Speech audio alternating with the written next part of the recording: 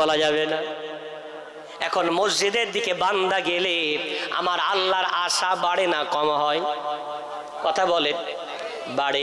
নারীরা যখন আল্লাহু আকবার আজান শুনে বাড়িতে যাই নামাজ অথবা নামাজের মুসাল্লা পেতে দাঁড়িয়ে যায়, আল্লাহর আশা বাড়ে না কম হয়? বাড়ে। এখন বান্দা অথবা বান্দি আল্লাহু আকবার বলে হাতটা বেঁধে নিল, এই আল্লাহু আকবার বলে ডাকলে ডাকটা কাকে দিল? কথা বলেন, কাকে দিল? আল্লাহকে দিল। আল্লাহকে ডাকলে আল্লাহ ডাকে সাড়া দেয় না? দেয় না। পারা নাম্বার 2 পৃষ্ঠা নম্বর 7 সূরার নাম সূরা বাকারা। আল্লাহ বলেছেন উদউনি আস্তাজিব লাকুম, ও বান্দা বান্দি আমাকে ডাক দাও, আমি তোমার ডাকে সাড়া দেব। উজিবু দাওয়াতাদ দাঈ ইযা দাআত, বান্দা যেই ডাকে আমি তার ডাকে তৎক্ষণাৎ সাড়া দিই, এক মুহূর্ত বিলম্ব করি না। জোরে বলা যাবে না সুবহানাল্লাহ? এখন আমি যেই ডাকলাম আল্লাহু আকবার বলে, আমার আল্লাহ তাকিয়ে আছে। নারী হই আর পুরুষ হই, এখন হাতটা বাঁধার পর এখানে ছানা পড়তে হয় না? হয় না? কথা বলেন। ওই ছানা কজন জানে? ব্যথা নেবেন না। বিরাট বড় দস্তারবন্দি মাহফিল, মোহাব্বতপুর এলাকার ঐতিহাসিক মাহফিল। শুধু এসে চলে যাবেন, শিক্ষা নিয়ে যাবেন না। আমি যদি বলি দাঁড়িয়ে দাঁড়িয়ে ছানা শোনান তো দেখবেন কত দাড়ি পাকা আমার দাদুরা, কত আমার সেজদার জায়গাটা কালো হয়ে গেছে, কপালটা কালো হয়ে গেছে, আজ পর্যন্ত ছানাটা পড়তে পারে না, হাত বেঁধে চুপ করে দাঁড়িয়ে থাকে। আমি বলি ও ভাই তুমি বেতেরের নামাজ পড়ে এসেছো? বলে হ্যাঁ হুজুর। আমি বললাম এই হাত ছেড়ে হাতটা বাঁধলে ও সময় আল্লাহু আকবার বলেছিলে? বলে হ্যাঁ হুজুর বলেছিলাম। আল্লাহু আকবার কাকে ডাকলে? বলে হুজুর আল্লাহকে। আল্লাহকে ডাকলে আমার আল্লাহ তাকিয়ে থাকে। বান্দা মনে হয় হাতের মধ্যে ছানা পড়বে, বান্দা মনে হয় দোয়ায় কুনুত পড়বে, বান্দা মনে হয় বৈঠকে বসে আত্তাহিয়াত পড়বে। কিন্তু দুঃখের বিষয় আমার সমাজে অনেক নারী পুরুষ আছে, তারা ওই বসে বসে আঙুল তোলে বটে, আজও পর্যন্ত আত্তাহিয়াত জানে না। বিতরের নামাজে হাত ছেড়ে হাত বাঁধে বটে, কিন্তু আজও দোয়ায় কুনুত জানে না। আমার সমাজে অনেক নারী পুরুষ আছে, হাতটা বাঁধে বটে, আজও পর্যন্ত ছানা জানে না। ঠিক না বেঠিক? এখন এই হাত বেঁধে আমি ছানা না পড়ি, দোয়ায় কুনুত না পড়ি, আত্তাহিয়াত না পড়ি, কাকে ঠকানো হলো? কাকে ঠকানো হলো? আল্লাহকে ঠকানো হলো। এখন দুনিয়ার ওই ফকিরটাকে যদি আমি এখানে ঠকাই, আর আপনাদের গোলাপগঞ্জ বাজারটার নাম কি, গোলাপগঞ্জে আমি জলসা এসেছি, আর ওই ফকিরটার সাথে আবার ডাকছি, ওই ফকিরটা আসবে আর আমার কাছে? জীবনে আসবে না। কেন? ও জেনে গেছে এই হুজুরটা ঠকিয়েছে। তাহলে হুজুর একবার ঠকালে একটা অসহায় ফকির তার কাছে আসে না। আজ আমরা বলছি পৃথিবীতে অপমানিত, ঘৃণিত, লাঞ্ছিত, ও ভাই বাবজি অন্য কারোর জন্য নয়, আমরা মুসলমান আল্লাহকে এত কষ্ট দিয়েছি, আমরা আল্লাহর বান্দা বান্দি হয়ে আল্লাহকে এত কষ্ট দিয়েছি, ওই হাত বেঁধে আল্লাহকে রাত দিন ঠকাচ্ছি। ওই জন্য আল্লাহর কাছে হাত তোলার পরে আমার আল্লাহ আমাদের ডাকে আর সাড়া দেয় না। ঠিক না বেঠিক?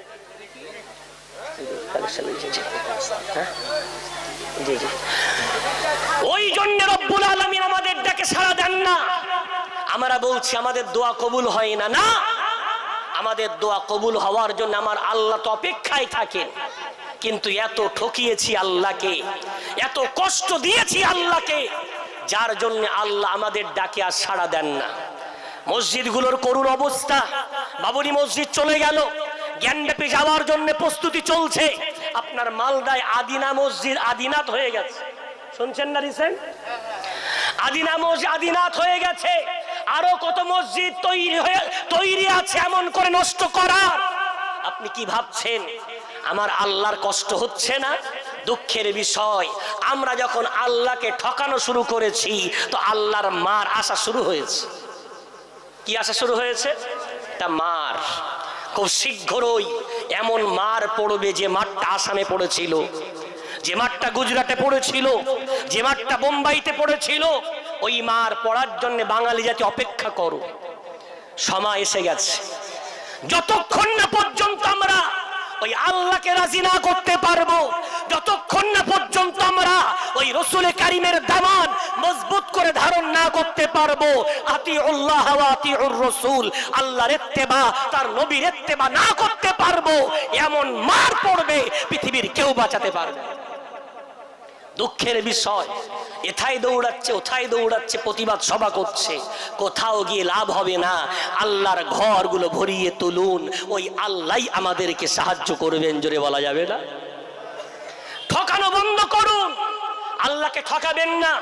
মাদ্রাসা বানিয়েছেন, কমিটি আমাকে বলছে হুজুর বাইরের বাচ্চা এখানে পড়ে, আমার গ্রামের বাচ্চা এখানে পড়ে না, প্রদীপের তলায় অন্ধকার। কেন?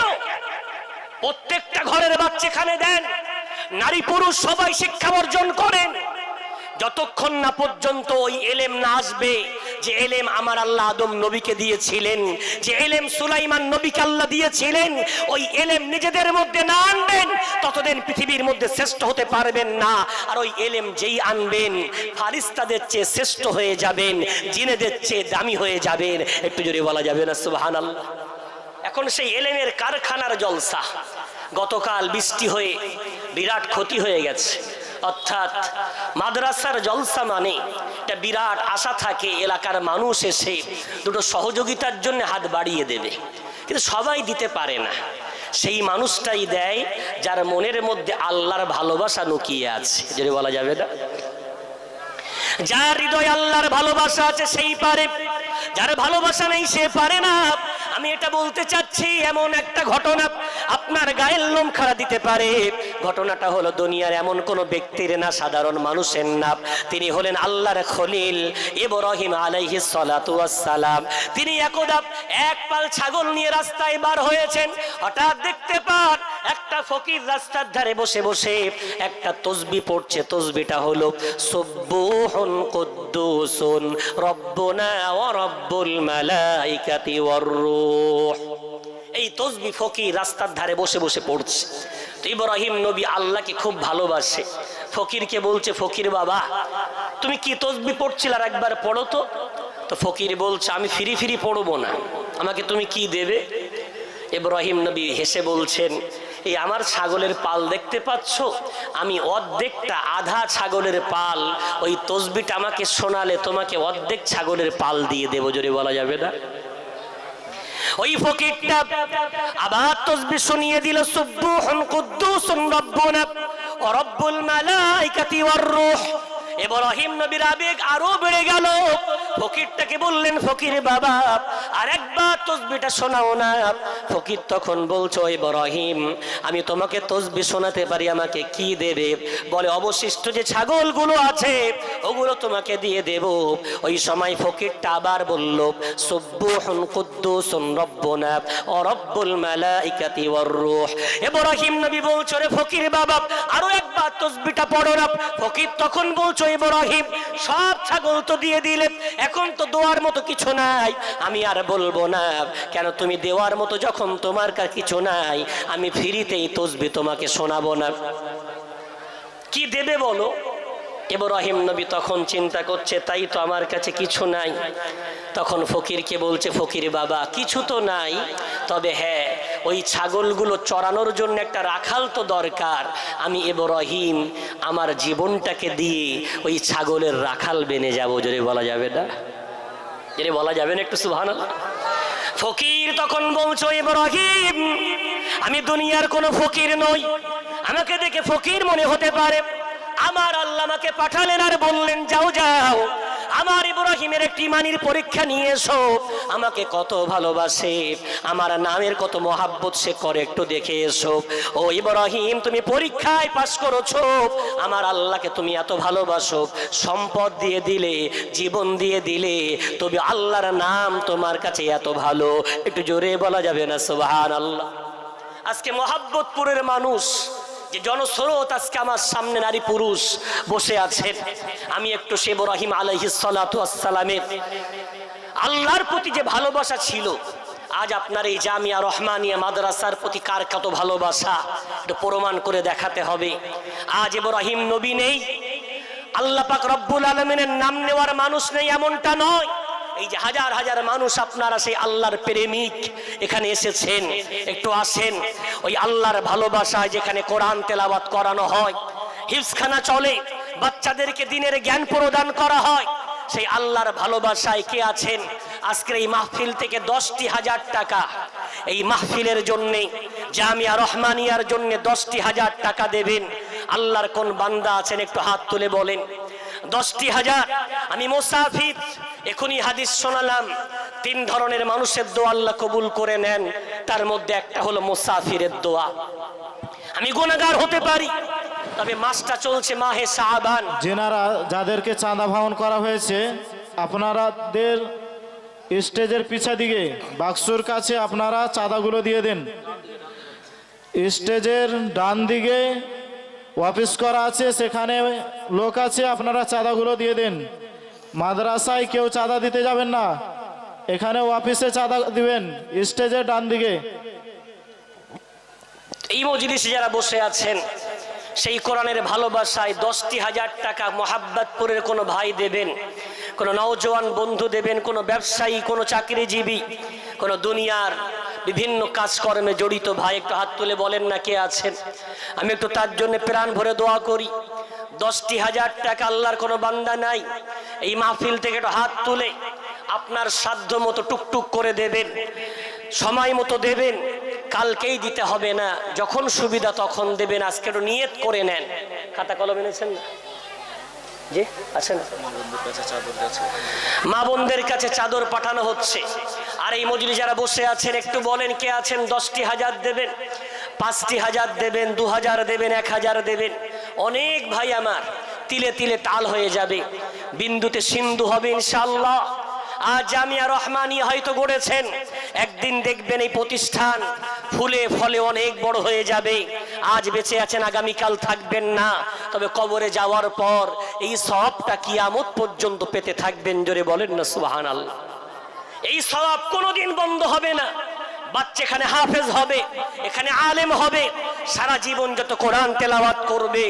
আপনি যেহেতু একটু সহযোগিতার হাত বাড়িয়ে দিয়েছিলেন, আপনার জন্য, আপনার পরিবারের জন্য আমার আল্লাহ কিয়ামত পর্যন্ত সওয়াবটাকে অব্যাহত রেখে দেবেন। একটু জোরে বলেন না সুবহানাল্লাহ। কে আছেন একটু হাত তুলে বলেন না। 2,000 দেবেন, 5,000 দেবেন, 10,000 দেবেন, 1,000, 500, যার যেমন নিয়ত। মাত্র আধা ঘন্টা আমি আপনাদের কাছে একটু হাত পাতবো।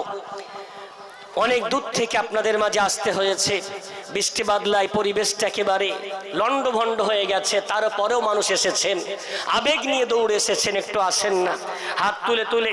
আমার সামনের ভাইয়েরা, পিছনের ভাইয়েরা একটু হাত তুলে বলেন না কে আছেন। প্রথম আজকের দাতা আম্মাজান মা বোনদের কাছে আমার জলসা কমিটির ভাইয়েরা যাচ্ছেন, সেখান থেকে আপনারা নাম বলতে পারেন। কে আছেন একটু হাত তুলে বলা যাবে। 1,000 দেবেন, 2,000 দেবেন, 5,000 দেবেন। জামিয়া রহমানিয়ার কোরআনের প্রেমিক হয়ে ইব্রাহিম নবীর মতো সব দিতে হবে না, আংশিক দেন, আল্লাহর কাছে পেয়ে যাবে। কে আছেন একটু আসেন।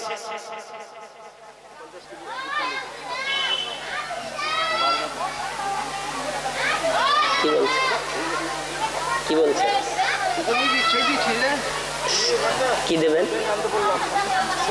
আলহামদুলিল্লাহ। কি নাম? বাদল শেখ। আমার এক চাচাজি, মুখ ভরা সুন্নতি দাড়ি, 50 কেজি ভুট্টা দেবে। একটু তাকবীর দেন তো, লিল্লাহি তাকবীর। জোরে হবে না নারে তাকবীর? আল্লাহ কবুল করে নেন চাচাজির দানটাকে, জোরে বলেন আল্লাহুম্মা আমিন। রব্বুল আলামিন বাদল শেখের দানটা কবুল করেন। আল্লাহ হায়াতে কিসমতে বরকত দেন, সংসারে তারাক্কি দেন, মাই মুরব্বির জন্য দানটা সাদকায়ে জারিয়া বানিয়ে দেন। আল্লাহ বান্দা যাচ্ছে কাল থাকে